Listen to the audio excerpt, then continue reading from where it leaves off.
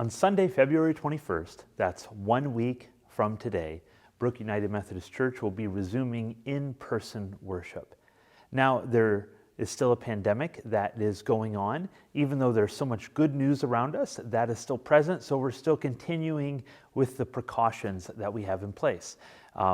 Masks, non-contact greetings, the pews will be spaced. And in addition, we recognize that many of you will be continuing to worship at home, and we want to bless you in that. Now, one thing that might be good during this time is to tune in at 10. That's when we'll be live streaming the service. Our service will be at 10 a.m., and we'll be live streaming it at that time.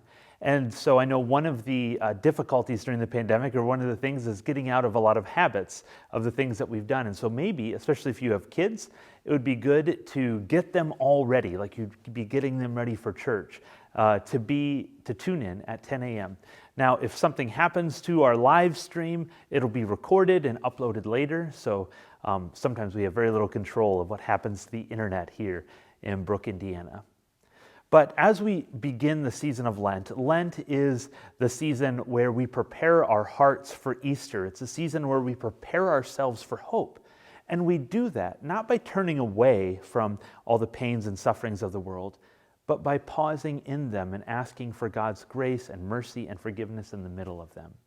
And so I pray that as we look forward in hope not just to the end of a pandemic, but hope to God's salvation filling this world like the waters fill the sea. That's part of what we hope for. And so this season we sort of clear out what we have in order to make way for hope. And so may God be with us as we go back to worship. May we be wise and do what is best. Whether you worship at home or come to be in person here, may God be with you and bless us. Let's join together in the prayer that we are given for all seasons. Seasons of want and seasons of plenty, seasons of death and seasons of resurrection, the season of Lent and the season of Easter. That's the prayer that Jesus taught us to pray.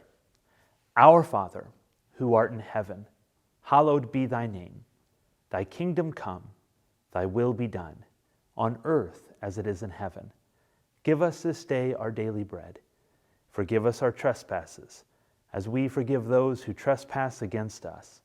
And lead us not into temptation, but deliver us from evil.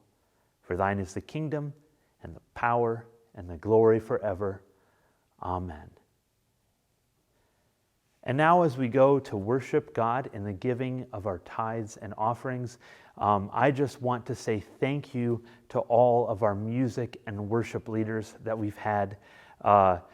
Linda Vaughn, Janelle Harper, all those who have done any kind of music for us and have been extremely flexible during this difficult time. To you, we owe a debt of gratitude, and we are thankful for your patience and your grace during this time. And we look forward to the day that we'll be singing more fully all together.